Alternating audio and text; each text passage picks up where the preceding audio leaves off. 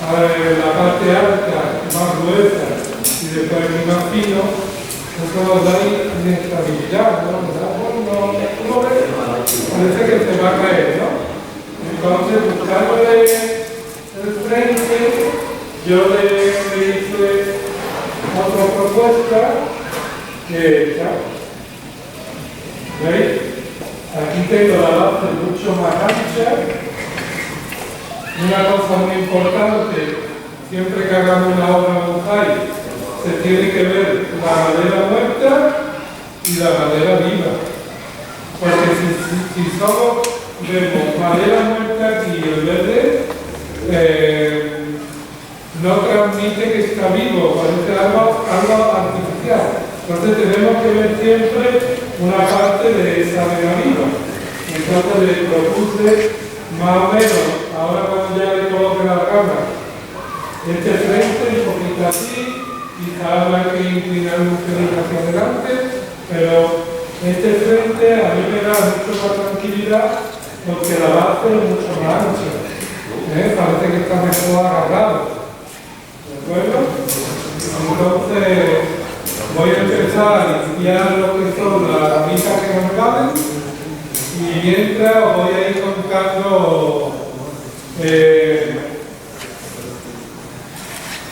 un poco las cualidades de lo que es las oleas. Pertenecen a la familia de las oleáceas y, como bien ha dicho Antonio, tenemos dos. Dentro de la oleácea, la olea europea silvestris, que es de origen, y la olea europea sativa, que es el olivo que conocemos. Aproximadamente hay unas 600 variedades. No hay que ser exacto, pero es algo aproximado. Y en España se cultivan aproximadamente unas 250. Se cultivan para recoger aceitunas, el aceite y todo esto que ahora está tan carísimo. Dentro de la olea europea silvestris, pues la tenemos dependiendo de donde se críen o donde viven en ella, las tenemos con las hojas más grandecitas o más pequeñas. Como bien ha dicho Antonio, nosotros nos gusta siempre la de la hoja más pequeñita, porque la miniaturización es importantísima. Y la historia de los olivos para el humano ha sido siempre muy importante. Hay textos que hablan de los olivos desde hace muchísimos años, más de 6.000 años que los olivos existen y siempre ha sido muy importante para la humanidad. Los olivos entraron en Europa gracias a los griegos que los trajeron hacia Europa, desde el Cáucaso, y desde Grecia fue a Roma, y los romanos verdaderamente fueron los que difundieron lo que es esta especie por toda Europa. ¿De acuerdo? Bueno, damos la bienvenida a toda la gente que está conectándose en redes sociales. Bueno, decir que hay muchísima gente en la conectada, están empezando a preguntar. Me interesaría que dijerais desde el sitio donde estáis compartiendo la transmisión. Y también comentar que el sonido, para que lo podáis escuchar mejor, os recomiendo que os pongáis unos cascos, o hacer una cosita que vaya bien más directa, puesto que Facebook a la hora de emitir el sonido no abierto, el sonido se pierde. Por lo tanto, si queréis escuchar un poquito más de calidad, no tenemos los micros, obviamente no va esa parte. Os recomiendo que pongáis unos auriculares y lo vais a poder escuchar perfectamente a lo más claro de que mientras que ellos van hablando, ustedes podéis ir haciendo preguntas, yo le dando la manita cada momento y se va a hacer preguntas. Muchas gracias. Bueno, sigo un poquito con la historia. Los romanos fueron los que lo introdujeron en la península y a lo largo de los años el del olivo llega casi a desaparecer en la Edad Media. Pero después, poquito a poco, se fue retomando el cultivo del olivo hasta lo que es hoy día. Y el olivo siempre ha significado mucho para nosotros, porque del olivo, además del alimento que obtenemos de él, también se hacen cremas, se hacen bálsamos, y también tiene otro significado que para mí es muy importante, es el signo de la paz. El signo de la paz, porque la paloma de Picasso lo que lleva en el pico es una ramita de oliva, ¿vale? Entonces hoy día verdaderamente eso pues toma mucha importancia. Deciros que lo que estaba explicando antes, la olea europea sátiva, que es el olivo, pero vamos a hablar un poquito más de la variedad que nos gusta, que es la olea europea silvestri, que es esta. Sabéis que tiene la hoja más pequeña, la silvestri, que la sátiva, y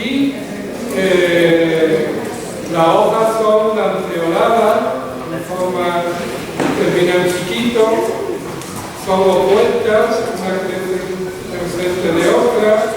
Después el peciolo es súper corto, ¿veis? El peciolo es lo que une la hoja con la rama, es muy cortito. La cara de la hoja es verde oscuro y el verde pues, es más clarito. En la olea europea sátiva el color es más plateado. Por eso cuando vamos por la carretera y vemos un montón de olivos y el viento lo mueve, decimos que es un mar de olivos. Parecen como olas, porque es plateada la hoja por detrás. Y dan un fruto que es la aceituna. En el caso de la olea europea silvestri es aceituchina, porque hace aceituchina. Y verdaderamente cuando habéis visto los campos de olivos, que no hay olivos pequeños, aunque la semilla es la aceituna de la semilla, cuando cae al suelo, el hueso, que es donde germina, la semilla dentro del hueso, el hueso tiene una cantidad de aceite increíble, un 22% aproximadamente. ¿Qué ocurre? Que la aceituna cae en el suelo, primero es verde, después se pone negra, cae, pero claro, como el hueso tiene tanto aceite, cuando llueve el agua resbala, esa semilla no germina. Para que germine necesita pasar normalmente por el estómago de un ave, un estornino o un ave que coma. La aceituna se come la pulpa y cuando va volando expulsa lo que es el hueso. Claro, vuela por todas partes, cae entre rocas, en lo alto de la montaña, y ahí cuando ha pasado por el estómago, con los ácidos del estómago, vaya con el abono incluido que cae entre rocas, y de ahí pues nace la olea europea silvestre. Por eso es tan importante mirar siempre que vayamos a buscar alguna en los sitios que menos podamos pensar. Ahí puede encontrar ya una olea silvestre maravillosa. Y bueno, ahora Antonio os va a hablar un poquito de lo que es el cultivo y todo eso. El olivo, una pregunta siempre general es ¿sabes qué es el exterior o el exterior? Nosotros cuando hablamos de la palabra bonsai hablamos de estos bonsai que hay aquí, no del que vende cosas comerciales. Entonces, el centro comercial para tener más ventas es más comercial. Dice que es de interior. Los bonsai son de exterior, plantas como otras cualquiera.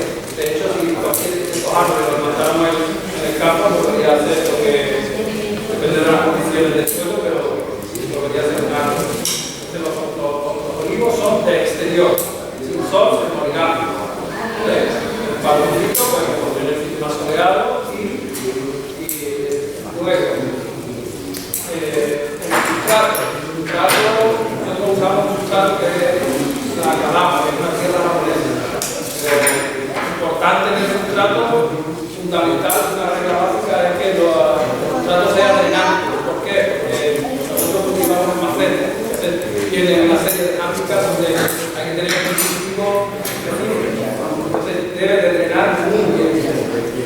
Ya después, ¿por qué utilizamos la grava? Porque la japonesa es sí.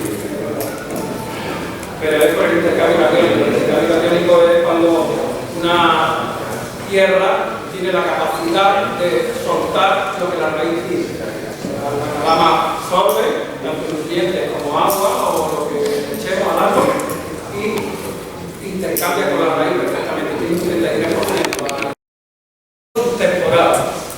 Hay que respetar mucho el árbol que es, porque al final es un ser vivo, y la temporada de intervención.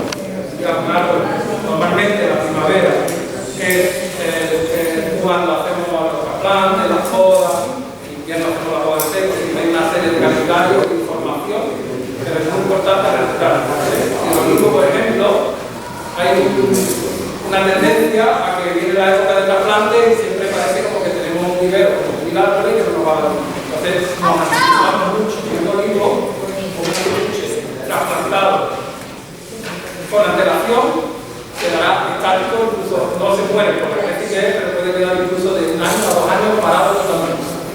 ¿Por qué? Porque el olivo, aparte de que no le gusta que toque mucho la raíz, una planta que agradezca a los trasplantes en exceso, es mejor tenerlo más bien apretado de raíces en una maceta más pequeña. ¿Por qué? Porque él en la sierra vive en la piedra. La piedra es una exposición totalmente solar. Entonces él necesita temperatura en la raíz. No trabajamos en una temporada, por ejemplo sería aquí a partir de la mitad de abril hacia adelante. Abril, mayo, junio y julio pararía, pero luego a final de agosto empieza la segunda primavera, el San Miguel, fantástico. No va a poner más, pero es mejor con calor. Porque tendría que tener una temperatura inferior a 15 grados, entre 15 y 25 es ideal para el desarrollo. Otro tema que hay, pues me encanta una especie que con círculo de abono se puede abonar bien y generosamente, siempre y cuando tengamos un sustrato adecuado, siempre es una ecuación. También no abonar el mismo un árbol de maduro como algunos que hay aquí, un árbol de concentración, el mosaico siempre es todo el tema. No se puede generalizar, te puedo explicar algo aquí, pero no se puede tomar como una norma, porque yo lo haya dicho Miguel, no se toma como una norma estricta. Se valora todo, se cuida todo. También luego la época de alambrado prácticamente tiene todo el año, depende del alambrado que lo hacer. Luego hay una técnica que utilizamos que se llama defoliado. Defoliado, ¿por qué? Porque a nosotros necesitamos conservar una forma, unas medidas dentro de una maceta, una comida. ¿Veis? Todo está de acuerdo con la maceta, con las hojas, con el tronco, todo tiene un porqué. Entonces, con eso lo que hacemos es fomentar la rotación interna, tan necesaria para nosotros. Nosotros vamos dejando la rotación interna, pues, entonces vamos desfoliando y va creándose rotación interior, que es la y otro punto muy importante sería la compactación. ¿Por qué la compactación? Porque cuanto mayor compactación, más sensación de edad le provocamos al árbol. Como hemos dicho antes, trabajamos sobre el árbol viejo, el árbol que cuenta. Si tenéis preguntas o tenéis cualquier consulta, estamos aquí. Vamos.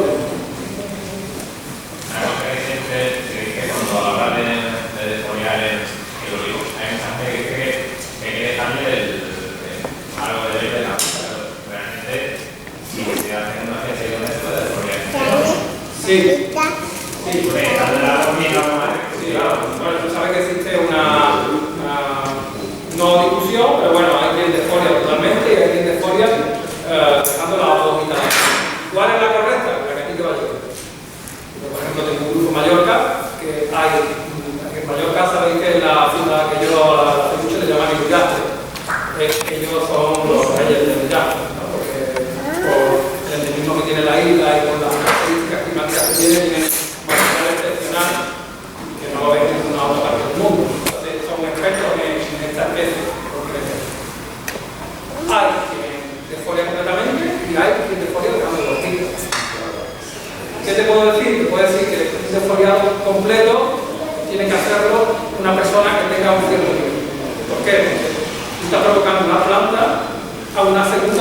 tercera rotación. Entonces, si la planta no está bien abonada, la planta puede reaccionar negativamente. Que todo va dentro de una ecuación. Y luego, interesante también, ¿cuándo se podan los olivos? Es que al final es la especie la que manda, es el árbol que manda. ¿Cuándo se podan los olivos? Se podan en invierno. Y a veces estamos calando olivos. ¿Por qué? Porque los desfoliados se tienen que hacer en temporadas calurosas, porque tienes que provocar una segunda rotación al olivo y a la cebuche, y les gusta pasar el invierno con hojas. ¿Por qué? Porque el folio es así, el folio si tiene una nieve o si le gusta estar arropado, porque las ramas se queman. ¿Sabéis? ¿No? Si pongamos en verano el olivo, queda expuesto parte de toda la vida vivido a la sombra, queda expuesto, se quema la rama. Entonces, todo eso hay que tenerlo en cuenta. Un desfoliado tardío, julio o principios de julio, ojo, con la sombra. Hay personas que el otro día hablaba con un compañero que ha tenido mala experiencia con el desfoliado. Entonces, son técnicas que hay que conocer. Porque la revista tal dice que hay que desfoliar de tal fecha. Una revista especializada, una revista. Dice la verdad, exactamente, sí, pero lo que dice es que ahora ha sido preparado 3 años antes para ese trabajo. Entonces, hay que tenerlo en cuenta. El alambrado igual. El alambrado se alambra mejor en este tiempo o antes de la primavera. En verano sabéis que la savia está hay mucha fluidez de savia y el alambrado normalito se puede hacer. Necesitas torsiones más grandes, también el libro trabaja muy bien con eso. Trabaja más grueso, trabaja mejor. Tensores saben lo que es, ¿no? Punto de anclaje a un punto fijo y se tira. Entonces evitamos cargar el árbol de aluminio que no le gusta, el ritmo, en la rama gruesa, porque al final tiene que darse encima de eso. Ahora viene que va a venir porque tenemos que hacer la selección de la rama principal. Entonces, hablando con el vídeo, hemos elegido el frente, que es el volante. ¿Vale? Hay una parte donde el volante le ha aplicado antes que es que el libro tiene vamos a llamarlo un fallo o una característica que es que la vena nunca se ve desde el centro. Entonces, existe. Entonces, cuando tú ves el frente del árbol, a ti te transmite mucha seguridad ver como el árbol nace desde la tierra, ¿no? Una posición donde él va a quedar en seguridad. Me preguntan, por ejemplo, Karin, ¿qué enfermedades suelen padecer los olivos? Bueno, enfermedades de los olivos, bastantes insectos, cochinilla, praix, pulgón, un poco de todo. También tenemos ahora un repunte importante del mercurio, que es un hongo que está haciendo bastante estrago, y la peor que puede tener es la verdura. El lugar del olivo es terrible. Además, es una cosa que no tiene cura, es una bacteria, al final lo metes dentro, vale, la quita, le da propóleo, pomada contra la tuberculosis, había productos, pero sabéis el tema fitosanitario está extinguido, porque son productos que están probados científicamente que o alteran el efecto materno o no producen cáncer directamente, entonces el fitosanitario lo van a desaparecer poco a poco, progresivamente. Y básicamente esas son las enfermedades más comunes. Y bueno, si quitan los fitosanitarios, ¿qué hacemos? Pues básicamente ya vamos tiempo trabajando, ¿verdad, Luis? Sobre el tema de favorecer la flora microbiótica del suelo. Favorecemos con hongos beneficiosos y con abonos orgánicos, donde utilizamos el químico, para que el propio árbol tenga la capacidad de reaccionar ante esos ataques. Entonces, ¿qué pasa? Que no es una cosa que se produzca de un año a otro, es una labor a largo plazo. Tampoco es una cosa que se quite, ¿no? Que nos evite tener una enfermedad. Es como cuando una persona hace alimenta bien, hace ejercicio, tiene menos posibilidades de tener una peleta de que tener una enfermedad local que puedo conocer por desgracia. Entonces, al final, estamos hablamos de estética.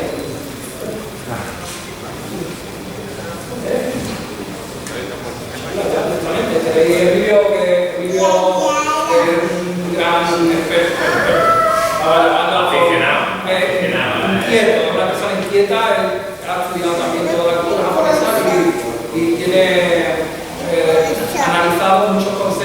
de la estética zen, que es donde nos agarramos. Al final, el mundo japonés dice, bueno, ¿y por qué el bonsai en Japón es tan importante y nos lo traslada de esa manera? Porque al final el japonés ve la naturaleza más cercana con la geografía que tiene, con la cultura que tiene. Ellos viven en armonía con la naturaleza, son uno más, ¿no? Entonces tienen otros conceptos diferentes a nosotros, los occidentales, que al final, cuando tú lo estudias, te das cuenta que es el origen, nuestro origen que teníamos cercano a la naturaleza, donde el árbol te dice cómo crece la rama.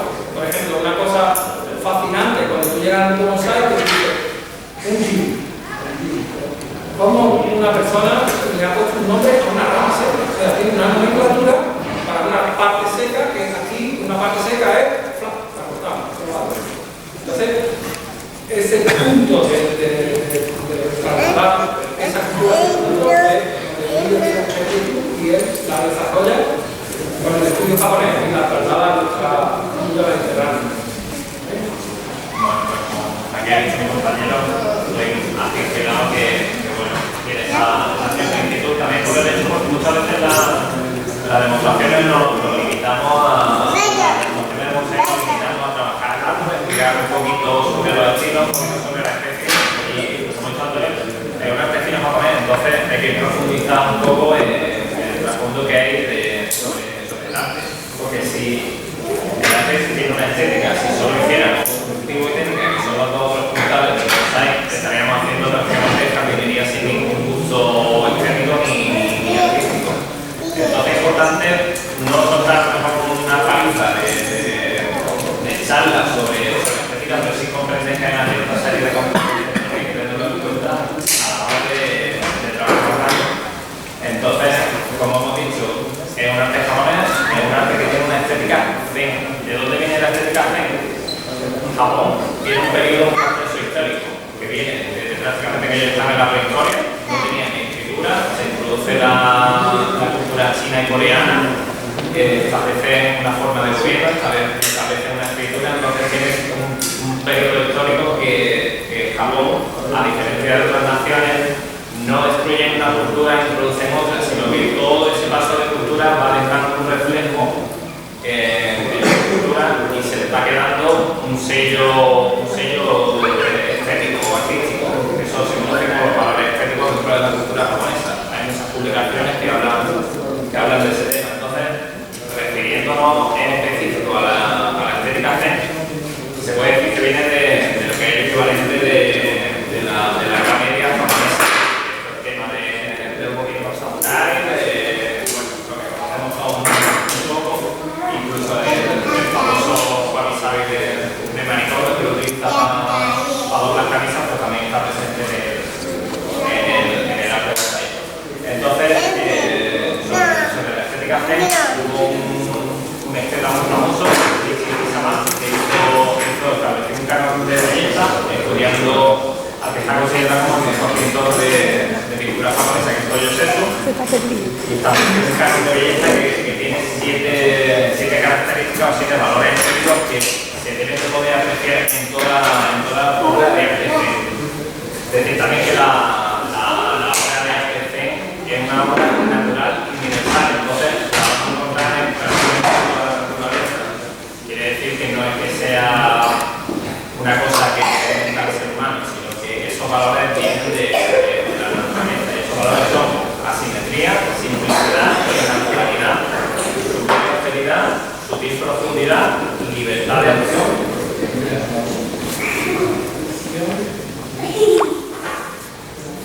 Tranquilidad, naturaleza,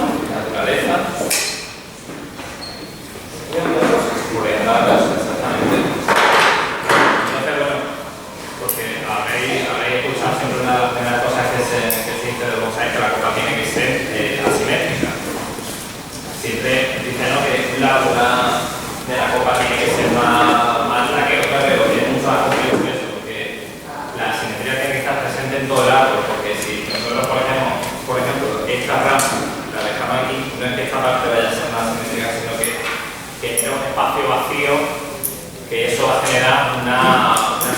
decía, con respecto a el árbol también. Como decía Antonio, la estética lo que busca es un árbol viejo, porque el árbol cuanto más viejo, más simétrico, más va a tener esa sublime austeridad.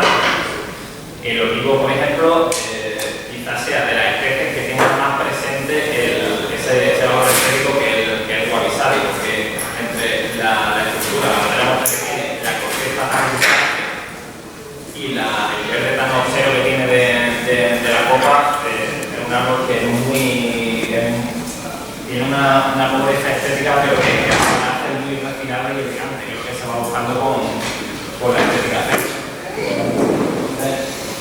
Ese árbol, por ejemplo, la simetría ya estamos viendo que el tronco se puede muy dramáticamente hacia un lado.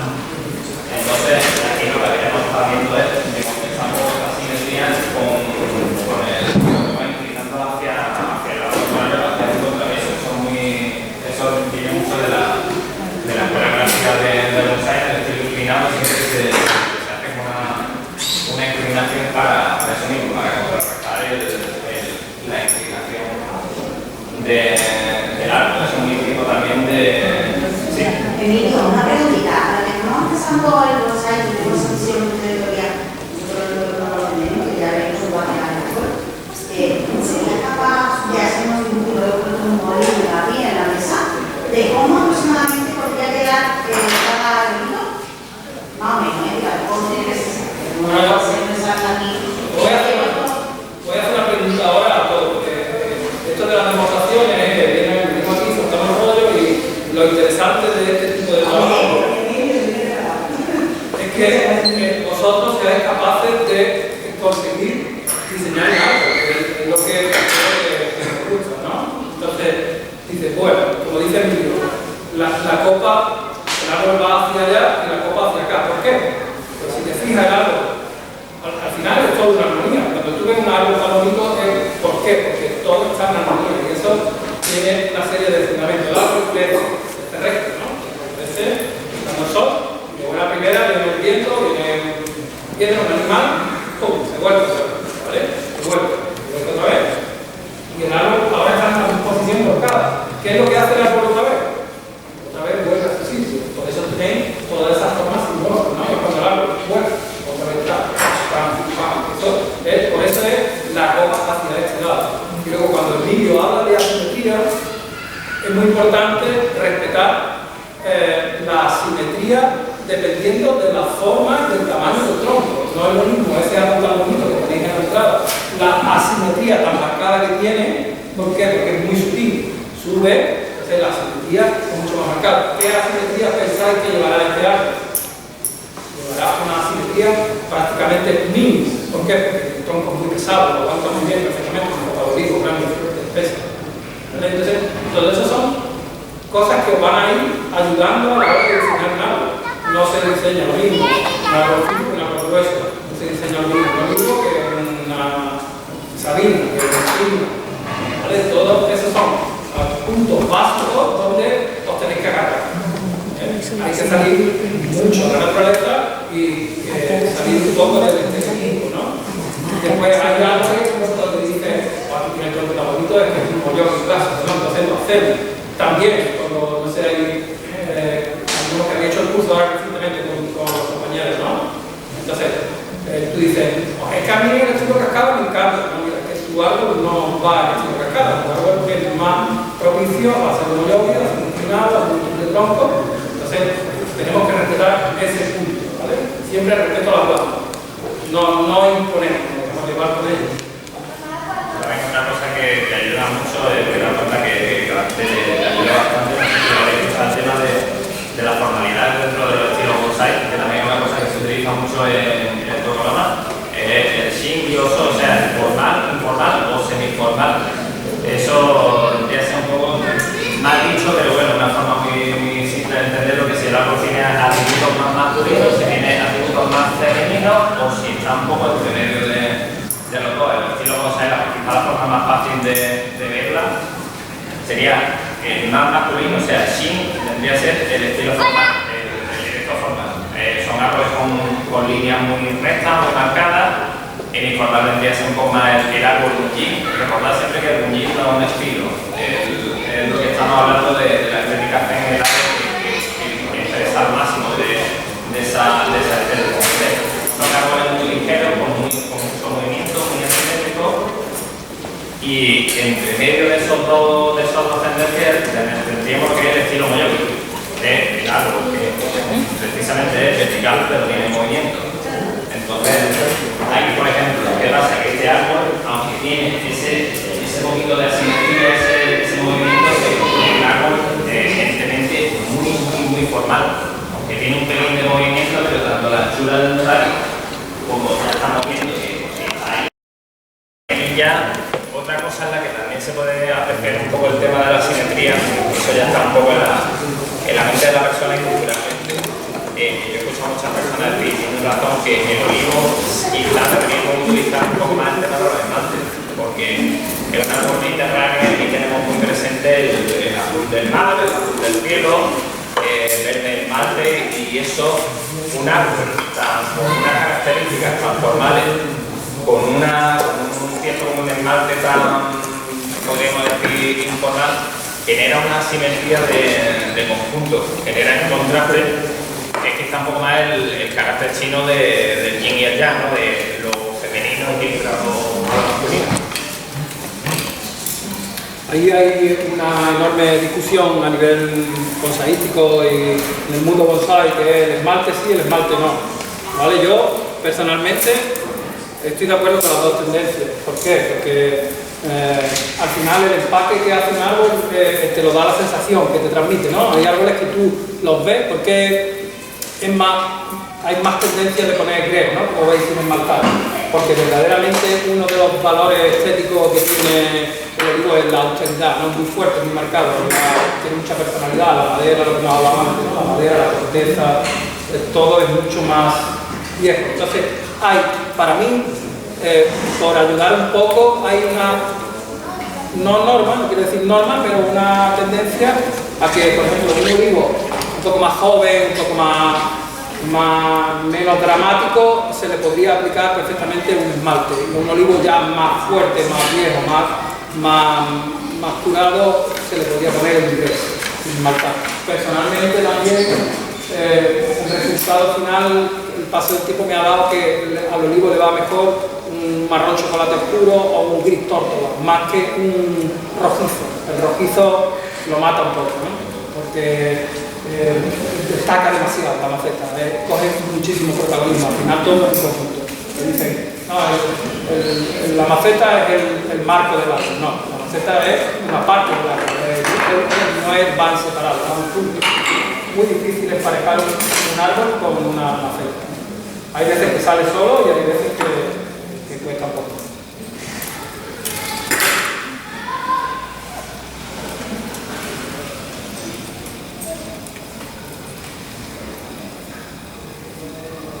¿Alguna preguntita? Entonces, el yastre mallorquín, ¿qué diferencia puede tener con los que fuera de la isla, por ejemplo? El yastre es el nombre que se le da a la olea europea silvestris en Baleares. No hay diferencia. Hombre, la diferencia es, como expliqué antes, que dependiendo del entorno donde viva, pues así las hojas son más pequeñas, más grandes. Date cuenta que en Mallorca, por ejemplo, allí es una isla rodeada de agua donde tiene una climatología especial. Y además las temperaturas, allí sí que hay diferencias entre el día y la noche, no como nosotros, que tenemos ahora 22 grados y de noche 18 o 17, no hay, y allí sí lo hay.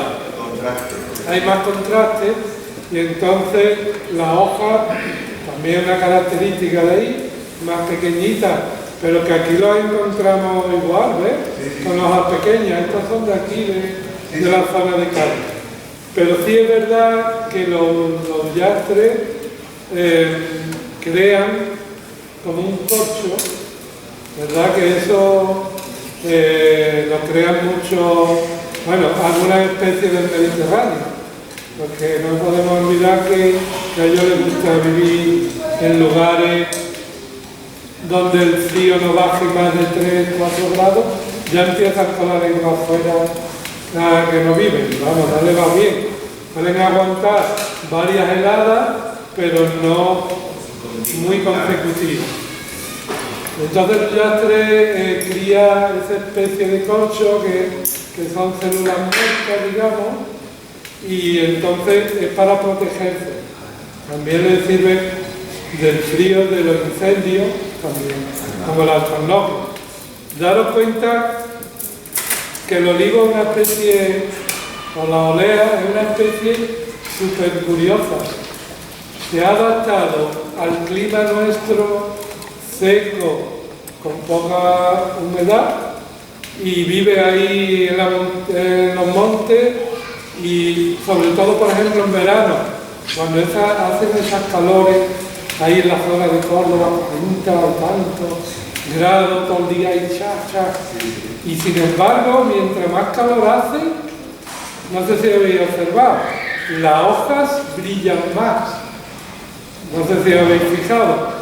Tú vas por la carretera, mientras más calor hace, las hojas de los olivos brillan. Y brillan a consecuencia de que ellos mismos crían o producen una sustancia que se llama pruina.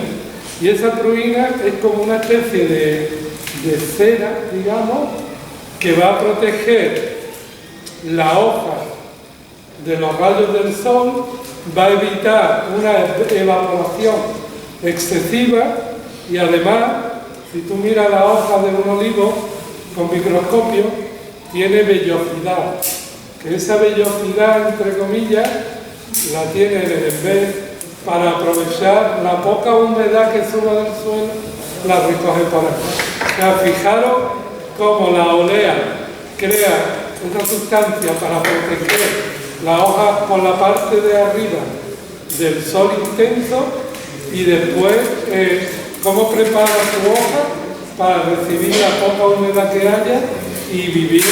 Por eso el olivo vive tantos años, porque vive así, no sé, viven muchos años, son muy longevos. También otra curiosidad de los olivos que están preparados para vivir en el Mediterráneo es que ellos se alimentan de las raíces finas. Sabéis que todos los árboles, sobre todo en bonsái, las raíces gruesas que dan vueltas, esas las eliminamos y dejamos las raícitas finas, las capitulares, que son las que sirven para alimentar a los árboles. Y en la naturaleza, ¿qué hace el olivo? La raíz gruesa prácticamente no le vale, ya cuando lleva bastante tiempo, y él mismo la deja morir. Y la zona que deja un poco de alimentar esa zona que alimenta la raíz, pues es la que se va convirtiendo en madera vieja, en las oquedades que hace. Él mismo deja morir las raíces viejas y se regenera con raíces jóvenes y finas. Es una curiosidad de esta especie que por eso le permite vivir tantos años. Yo, para mí, no sé si Antonio está de acuerdo, los japoneses dicen, o a mí me han dicho, algún japonés, que si ellos tuvieran los olivos que tenemos aquí bajo pues yo sería, el bonsái ideal para ellos. Tiene madera interesantísima, tiene hojas pequeñas, tiene flores, que las flores las da en forma de paniculata, como en pequeños racimos, que es color así blanco, pardo, ¿no? Blancuzco así. Y tiene frutos, y tiene una corteza espectacular. O sea, es que lo tiene todo. tiene un cultivo excesivamente difícil.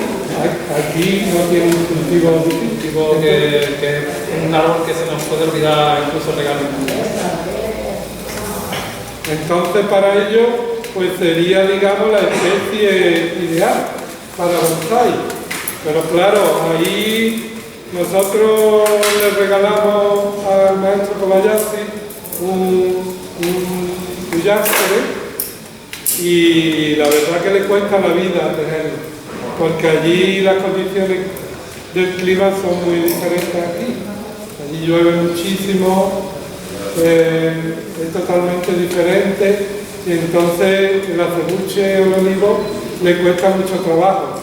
Yo ahí, cuando hemos ido a la clase del árbol mediterráneo al norte de Italia, ahí sobre el Turín, debajo de Montebianco, de los Alpes, ahí ellos, imaginaros, para tener los olivos, en invierno lo tienen que meter en un invernadero y meter radiadores de aceite toda la noche y el día, con un termostato que le mantenga por lo alto de los 4 o 5 grados. Entonces, calentar un invernadero en un sitio que llegan 10, 12 grados bajo cero, un día, otro día, no hay sol, el olivo ahí pues no va bien. Sin embargo, ya en la parte baja de Italia, pasa como en España, pues la olea es una especie, para mí, que es la mejor que podemos tener, una de las mejores, vamos. Entonces, poder tener, los aficionados al bonsái nos gusta tener diferentes variedades y al final nos complicamos la vida porque unas tienen unas necesidades, otras tienen otras. Y eso sí, el olivo, el acebuche, como bien ha dicho Antonio, hay que ponerlo al sol, todo el día al sol. Aman el viento entre sus ramas. Es una especie maravillosa. Que yo no tengo ninguna fábrica de aceite, solo que me gusta mucho y les tengo mucha pasión a los acebuches y a los olivos. Ahora que ha dicho Miguel lo del viento del olivo, es un pilar importante porque voy a contar una anécdota que hay del Museo de Bonsái de Marbella, que no sé si los más veteranos lo conoceréis, un museo de bonsái que había en Marbella, que se inauguró en el año 92. Donde yo he tenido la suerte de estar bastantes años cuidándolo y aprendiendo con las piezas que me digo. Entonces había un patio central donde en aquella época no se tenía tanto conocimiento del mundo bonsái como hay hoy en día, ¿no? No había internet, no había...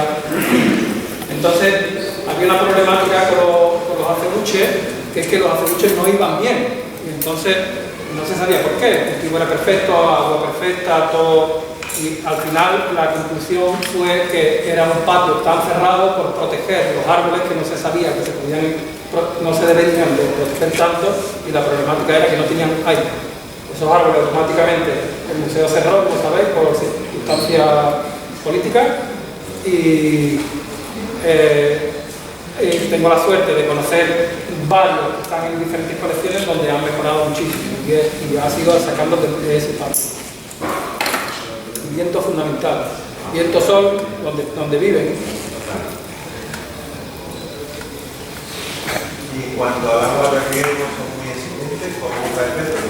El agua de riego, esa es una buena pregunta, porque nosotros sabemos que el tema del agua tenemos mucha cal. Entonces hay un punto donde dices, bueno, a ver cómo lo explico. El agua de osmosis, y sabéis que quita todo, ¿no? Quita la cal, quita metales pesados. Para una serie de especies es fundamental. Sin embargo, para el olivo va bien el agua del grifo, pero sin cloro. La decantamos y le dejamos liberar el cloro y regamos el sustrato. ¿Qué es lo que pasa? Que nosotros cuando regamos nos gusta hidratar todo el árbol. Entonces cuando tú aplicas ese agua a nivel foliar, se va creando una película de cal donde obstruye las esporas, entonces deja de fluir la fotosíntesis correctamente, de absorber los nutrientes por el aire. Entonces es recomendable el agua de osmosis, agua sin cal, y cada X tiempo o aportamos calcio o un poco de agua Sí, claro. Luego mata todo. Bueno, cuando estuvimos, un poquillo, cuando estuvimos en Madrid, que conocí a Marta, a Marta de Lombrico, que por cierto le damos las gracias porque nos ha traído, nos han dado unos detalles para todos los que han participado. Y nos comentó que el 24/7 ellos lo utilizan mucho para los riegos de agua de osmosis, que la carencia que tiene el agua de osmosis, el 24/7 del Lombrico, pues es el sustituto. Quería comentar ahora una característica de la que hemos compartido, una tendencia que hemos compartido tanto Antonio como yo. Quizá yo personalmente una de las cosas que más me ha apasionado dentro del bonsai, porque siempre se suele hablar del tema de los estilos por una visión que se hizo de la naturaleza. O sea, el tema de los estilos no es que sea como un capricho de artístico, sino que fue una observación de cómo crecía el árbol en la naturaleza. Por eso se clasificaron en diferentes estilos. Uno de los estilos que se menciona es el Shisensupuri, que en la traducción debería ser arquitectura natural.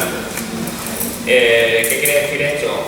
Según la especie, genéticamente pasa como el ser humano, llega a un punto, a una edad, que es donde está en su máximo desarrollo. O sea, nosotros estamos diciendo lo de la estética C porque todos los árboles viejos, todas las especies más o menos llegan a parecerse entre sí. Pero en este punto que os estoy comentando, una equivalencia del ser humano sería más o menos los 30 años. El olivo puede tener, a lo mejor puede ser a los 200, 300 años, a veces a otra. Y en ese punto es cuando más se diferencian entre sí las formas de los árboles. Tanto como formas como hay otra característica que es el ángulo de rotación con respecto al eje. O sea, si nosotros ponemos aquí por ejemplo se ve, si ponemos este brote así, este brote tiene un ángulo con respecto al eje de la rama. Eso nos va a marcar mucho la forma natural del árbol en ese punto que estamos diciendo. ¿Qué pasa? Que según el estilo ya vamos avanzando un poco más en edad, pero siempre un movimiento de vanguardia dentro del bonsai es intentar respetar este reflejo natural de la especie dentro del bonsai.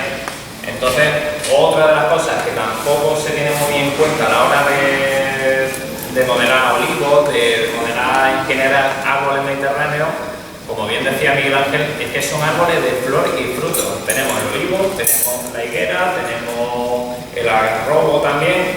Y aquí, como me habéis dicho antes, el tema del diseño, he intentado reflejar ese movimiento que es el típico que se tiene dentro de los árboles frutales, que por causa de la fructificación baja, vuelve a brotar otra vez y entonces nos va generando ese movimiento que también hace referencia al tema de la simetría, que no es solo en el tronco y en la dimensión de la copa, sino también dentro de la misma rama podemos observar este movimiento, que es importante tenerlo en cuenta a la hora de trabajar un árbol. Este tipo de ramificación tenemos que aprovechar el enorme vigor que tiene el olivo para trabajar sobre todo con el tema de la poda.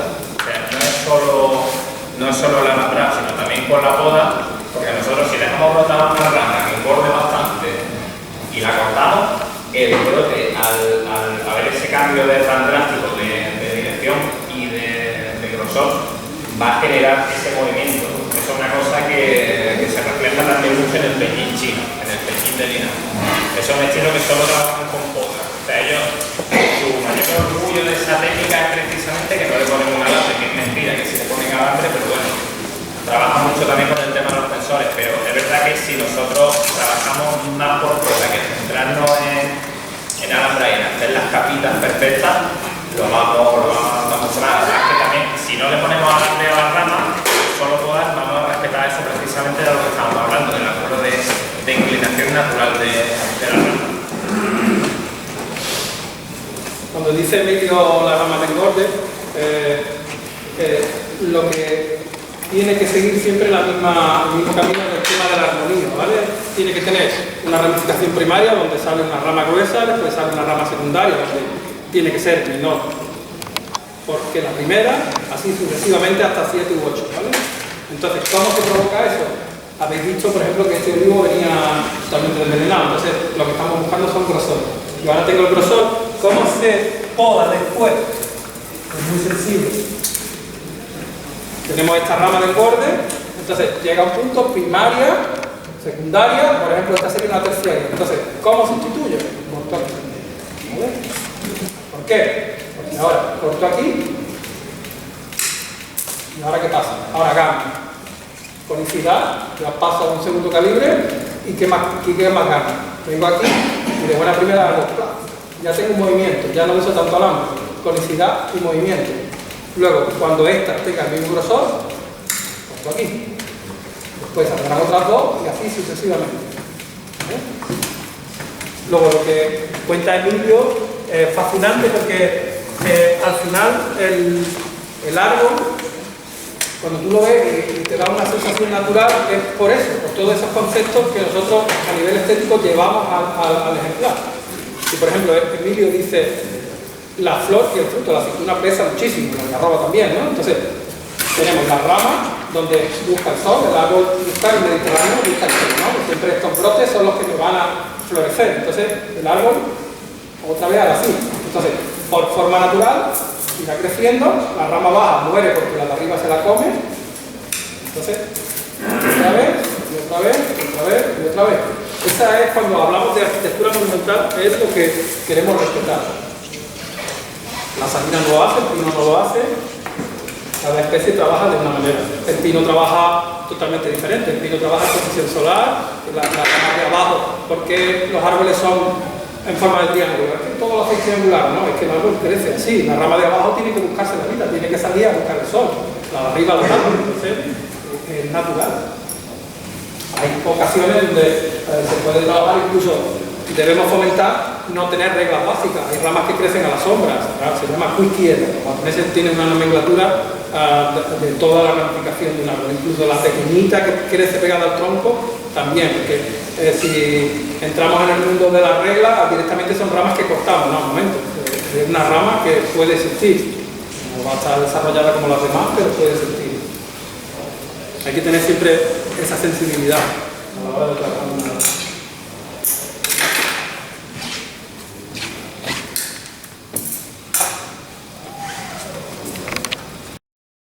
Tiene corteza por todo el tronco, abrir un chari completo desde arriba hasta abajo, como si fuera una sabina.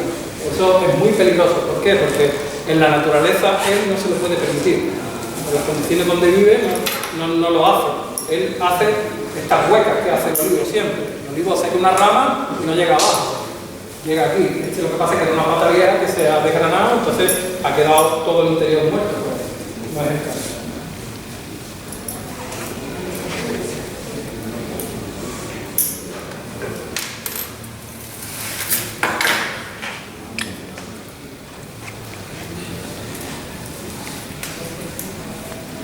Luego, ya Miguel Ángel, no sé en qué momento nos va a hablar sobre las macetas.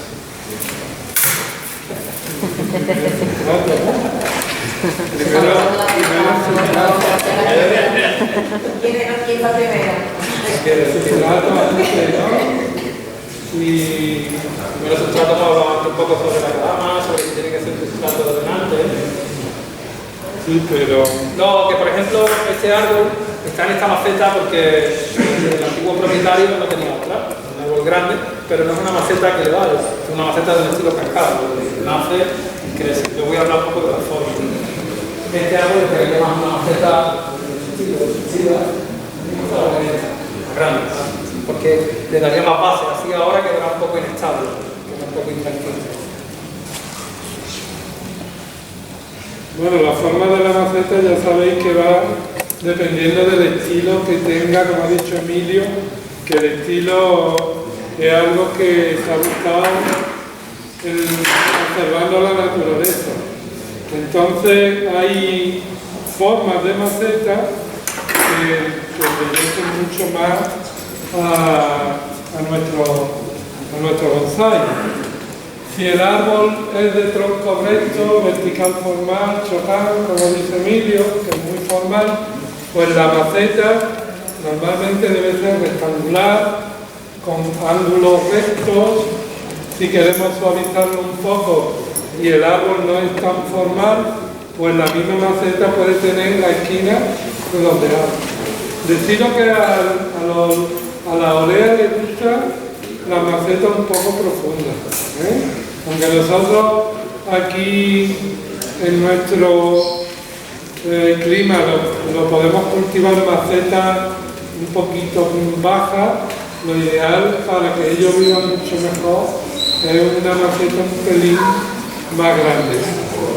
Después hay otros estilos como el inclinado, por ejemplo, que está como el vertical informal, que el vertical informal es el que tiene el tronco en movimiento, no es tan rígido.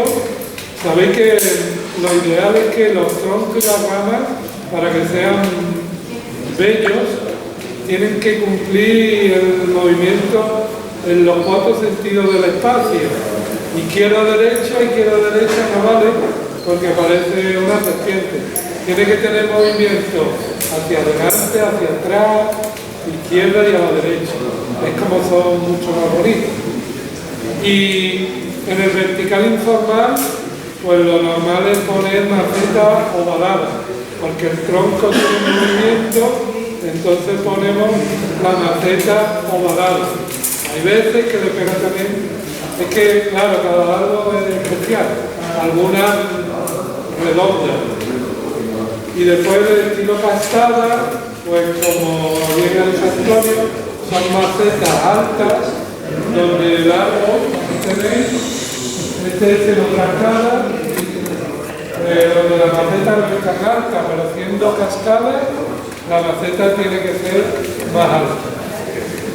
Y después hay otro estilo, por ejemplo como el estilo bosque, que puede ir en una maceta ovalada o en una laja de pizarra, que queda como natural, con sus musgos y demás, pero claro, depende de la especie que pongamos. Normalmente los acepuches no se suelen ver mucho en estilo bosque, pero bueno, no sé, ¿tú qué opinas? Yo opino que es un tema que me parece que es fascinante, porque reproducir más que un bosque, un paisaje mediterráneo es un sueño que todos tenemos. ¿Qué problema existe? Bueno, ¿qué inconveniente existe? Pues existe el inconveniente del material. Encontrar material miniaturizado tan pequeño que sea bonito es difícil, pero todos hemos pensado siempre en hacer un paisaje nuestro en miniatura. La piedra la tenemos, así que una caliza gris perfecta, de un color neutro, y buscar el material, bueno, si no lo tenemos lo podemos criar. Pero sí es verdad que en Miguel no existe. Después la olea es una especie que se adapta prácticamente a casi todos los estilos. El estilo Bunjin o el estilo libre, como explica Emilio, es un estilo muy especial, donde menos es más. Ahí necesitamos bien un tronco más bien finito, que va buscando la luz, y es un estilo que representa la última faceta de vida de los árboles. Entonces es un poco, no tiene unas reglas como otro estilo, ahí depende un poco de la persona, del artista, pero es importante que, eso sí, que el tronco tenga conicidad, y en esta especie, pues para representar esta vejez, que tenga madera muerta, muy importante. Y otra cosa que tenemos que cuidar en la olea es también la madera muerta. La madera muerta, sabéis que hay que mantenerla todos los años, pues darle un cepillado con cepillos que hay de cerda, o los metálicos suelen ser muy fuertes. Hay de fibra, otro tipo de cepillo, donde con agua y el cepillo vamos a ir limpiando esa madera, que van a salir esas pequeñas vetas que son minúsculas, que le van a dar una belleza increíble a la madera. Hay personas que llevan mucho tiempo en el mundo del bonsái, que opinan que al olivo queda más bonito no darle el caldo líquido de gin, que es con cal y azufre, porque queda muy blanco, queda como una conífera. Entonces, pero verdaderamente, si os acordáis, aquí en los campos de naranjo muchas veces se pinta el tronco para que no suban los insectos y para mantener el árbol un poco fuera de las enfermedades.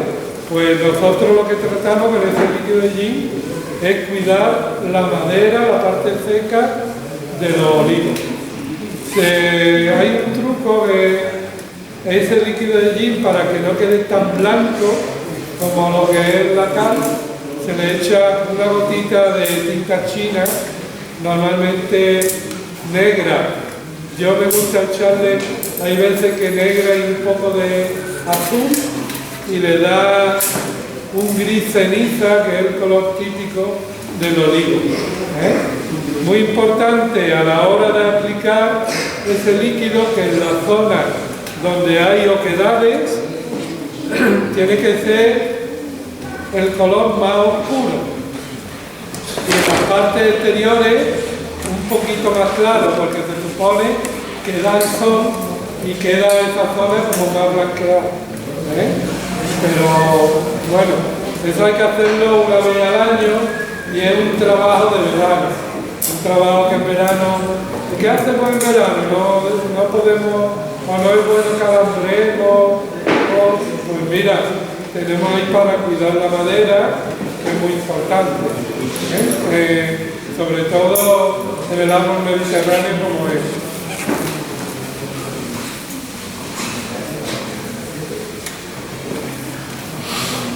¿Alguna preguntita desde redes? Están todos, bueno, Cari se ha hinchado de reír porque como habéis estado pasando la pelota uno a otro, a ver quién hablaba, entonces yo le digo a todos los espectadores, bueno, que también pregunten ellos, ¿no? Que pasa, está en casa y está viendo el vídeo, que aprovechen la oportunidad, porque este tipo de masterclass que han mirado gratuitamente en redes sociales, eso deberían de ellos de admirar y por lo menos una pregunta, que aprovechar. Yo lo haría, de verdad. Yo como lo tengo con todos los diariamente, pues no tengo problema, pero sí, aquí el público lo mismo, estamos todo el mundo calladitos, pero una preguntilla así muy complicada, pongamos a los maestros en los compromisos, por favor. Bueno, yo creo que Antonio no es que me eche la pelota, porque no tenga tema que hablar. No, que venga, habla tú, se enseña la pelota. No quiere monopolizar. No. Entonces, por eso... No, sí, por eso. Venga, habla tú, lo primero No, porque hemos completado, para no repetirlo, hemos completado una serie de temas antes de empezar. Tenemos como un guión. Entonces, Cari, eso era el guión, ¿vale? No, ahora toca aquí. No, ahora te tocaba. Entonces, eso era el tema. Uno habla más que otro. Ahora no veo. Bueno, una cosilla que quería explicar también. Dice Cari, para la madera muerta, ¿utilizáis tipo silábico o líquido de gin? Aquí hay personas que utilizan carbonatado. Normalmente no se usa. Se usa para una madera que ya está muy estropeada. Una cosa es, como dice Miguel Ángel, una cosa es mantenimiento y otra cosa es reconstrucción o consolidación de la madera. Porque nosotros siempre tenemos el problema, la problemática importante, que el suelo siempre está húmedo. Entonces, cuando hay árboles como este, que la madera ya directamente nace muerta desde la base, es una madera muerta en contacto con la humedad siempre. Entonces, hay un problema de descomposición, de degradación. Y el Siladecor, que dice ella, no es más que una resina epoxílica donde hemos elegido, eso es una marca comercial, es resina epoxílica, ni que brille ni que sea muy vistosa, ¿no?, al resultado. Entonces se mezcla con el 50% de acetona. ¿Por qué? Porque se diluye mucho más la mezcla, se introduce poco a poco y eso se impregna. Luego la acetona se evapora y queda la resina dentro. Eso es no más que el que haya restaurado muebles antiguos o en una técnica interportante, en un material súper nocivo y tóxico para la raíz, para la hoja y para la corteza viva. Hay que tener mucha precaución, incluso para nosotros mismos. Hay que usar medidas de seguridad. Pero sí se usa para reconstruir madera que está muy estropeada. Sí lo usamos, pero no. Yo hablaba de mantenimiento.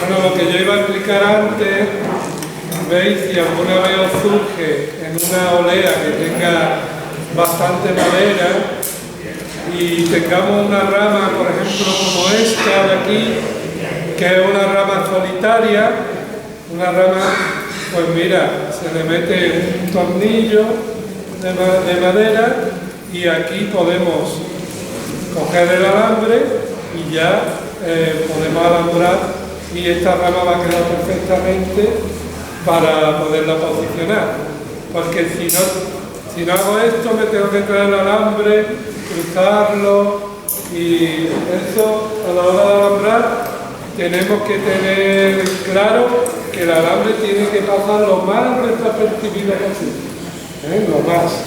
Eso es una regla a la hora de alambrar. Miguel, háblanos un poquito de la exposición. ¿Qué tal te ha parecido? ¿Cómo ha visto el público? ¿Cómo ha visto los árboles? Bueno, yo estoy como presidente de la Asociación Amigos del Bonsai, estoy súper contento porque esta es nuestra cuarta edición. La verdad que lo que es la entrada de público ha sido estupenda. Ayer en la inauguración entregamos a todos los sencillistas que hemos sido 20 del cursillo de iniciación, pues entregamos sus diplomas, vinieron con amigos, familia y la verdad que estuvo estupendo. Y hoy, esta mañana, en el patio exterior, pues han estado trabajando asociaciones y escuelas haciendo trabajo muy bonito. Ellos mismos se han traído sus árboles, todo su material, porque el espíritu de Benalolea no es competir, no es dar un premio al mejor árbol, es otro concepto de exposición.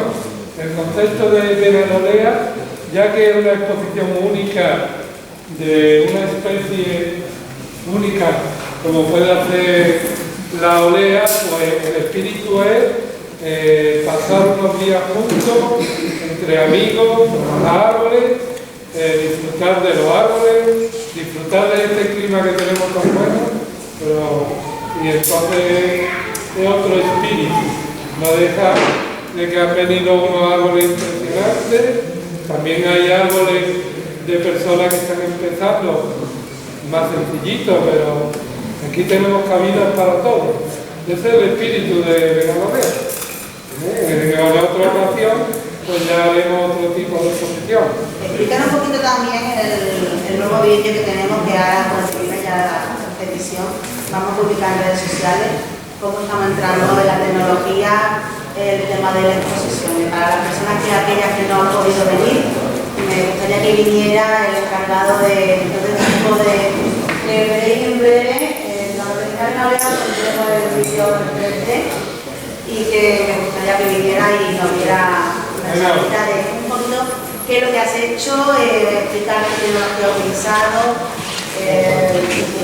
Os presento a Juan Carlos, que es la persona que nos ha hecho todo el tema de reportaje fotográfico y ahora va a explicar una cosa, una innovación. Yo creo que es una cosa nueva en el mundo del bonsai, porque eso lo hemos visto, yo personalmente lo he visto para los grandes museos, ¿vale? Y bueno, que esté la Asociación de Bonsai de Benalolea en ese ranking, pues para nosotros nos queda un orgullo, ¿verdad?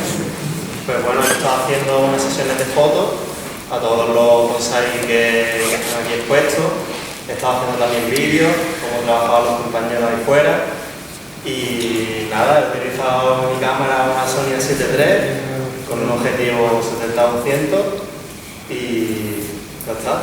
Les pasaré el material a ellos y ya lo podréis ver. Bueno, el vídeo 3D, eso es una pasada, como podemos ver en la exposición de casa. Eso lo hizo el Pedro, compañero. Y como podemos ver desde casa con un solo dedo, podemos ver los árboles desde todos los ángulos.